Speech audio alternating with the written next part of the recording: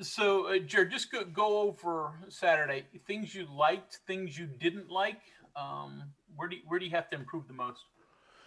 Yep. You know what I think? I guess to answer in full, I think we all would agree as a staff and as a program, we really like where Jarrett Dagy's headed and how his leadership skills are continuing to grow, not only in success, but even in when we don't get some things maybe that we want. I think he's growing up and really starting to lead us through things as an offense on the sideline, in and out of series, and he played at a high level. Our offensive line, to throw it as many times as we did, we talked as a staff and really impressed with how they grinded out and handled us throwing it 50 some odd times. We found over 30 completions in a Big 12 game and snapped the ball over 80 times. Only had one procedure penalty, I think. So all those things point to things that we've really harped on and improved on. Our red zone percentages continue to be good as we work through our program there.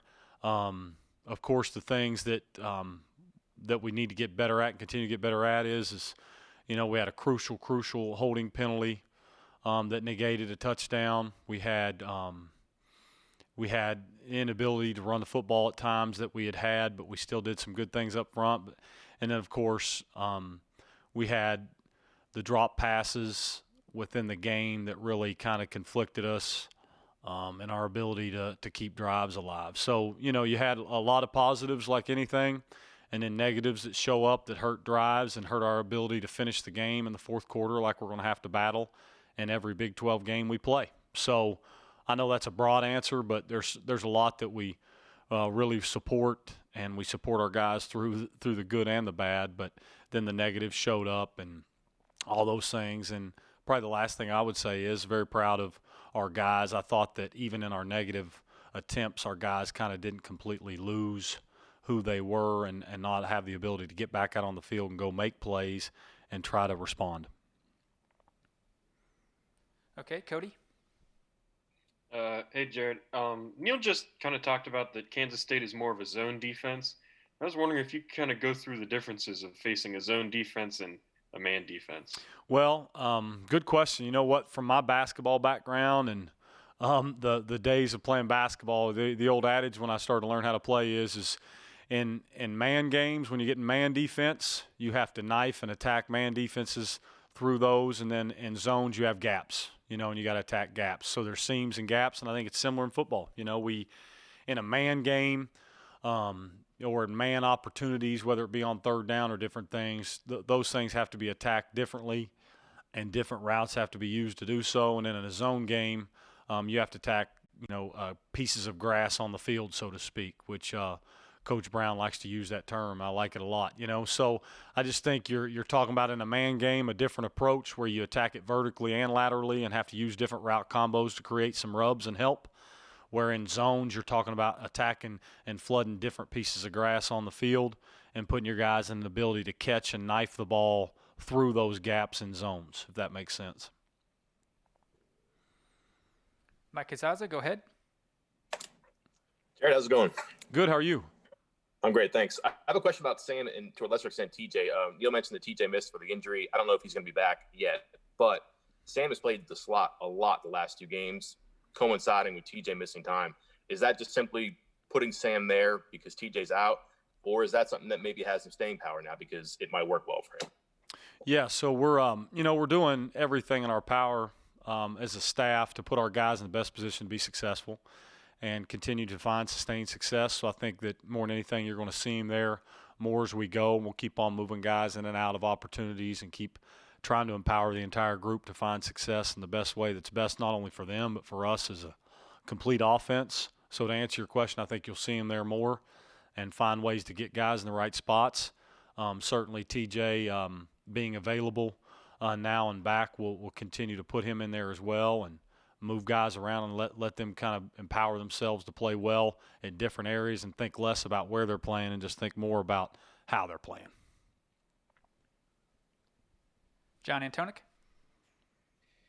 Yeah, curious. I've highlighted a bunch of things on their notes because they've got a bunch of interesting things. And the one that jumps out, 7 picks, I guess, in 5 games, 2 of them for touchdowns. And Cody mentioned about the zone coverage.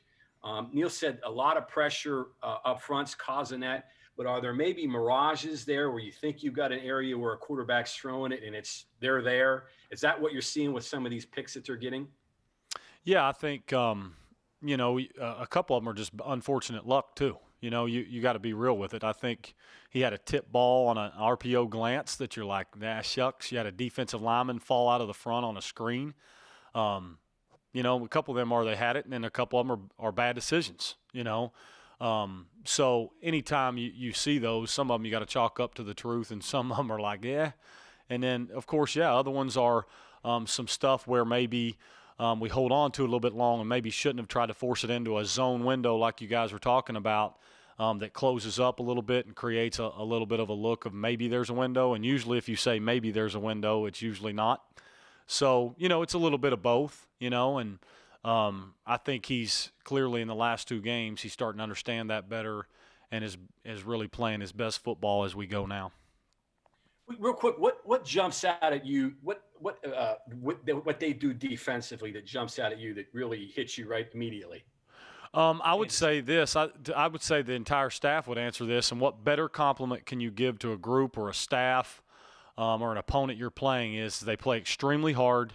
They know where to line up. They know what their assignments are, and they all converge to the ball in a hurry. I mean, what better compliment is that? I mean, I told the guys in the deal, being in the Big Ten as long as I was for a while, it just reminds me of a good, solid Big Ten defense. Hard-nosed, line up for you, play a front that doesn't change all that much. They know where they're going to be, you know where they're going to be, and it's still really hard to gain yards.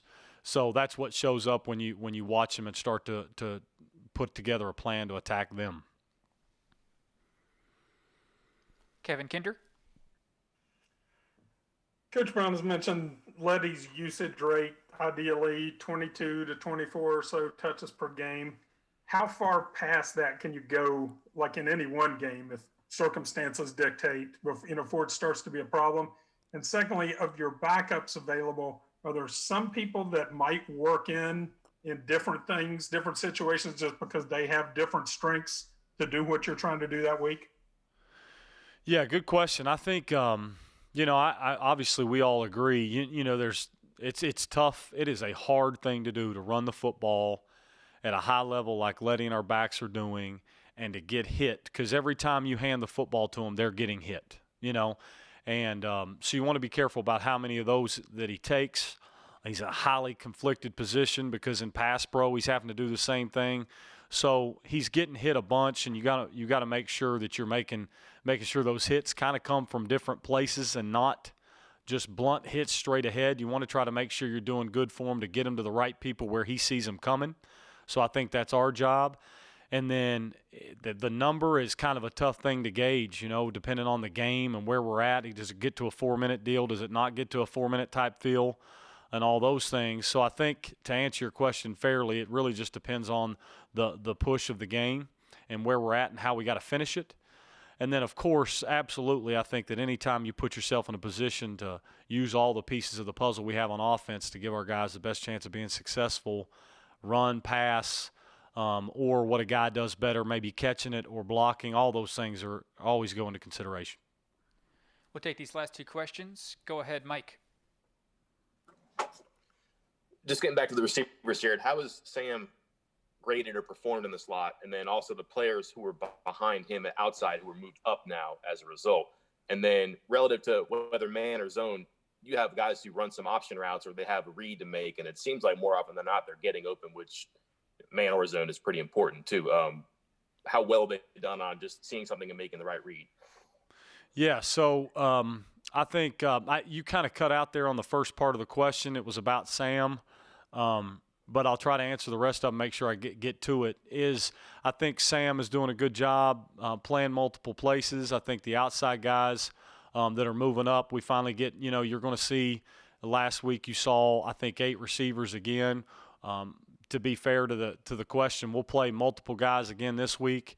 We'll continue to push our guys and build morale and play at a higher level and do what we all want our guys to do and what they want to do. And I think moving them around and continue to challenge them is the only way we do that. And obviously creating a culture that allows them to know we're going to believe in them regardless of result. And Greg Hunter. So, Jared, on the outside, your stops in terms of your coaching stops in recent years seem to have different offensive philosophy from Purdue, Wake, Penn State. Is Neil's vastly different? Are each of those different, or are there a lot more similarities than we realize?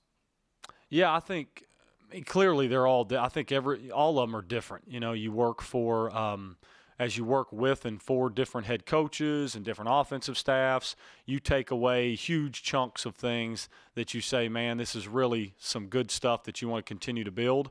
So I think that every walk of life has kind of given us a good feel for what you want to be and notes you take when you ever get in a position of being either a coordinator or a head coach, hopefully one day. And I think those things kind of build it.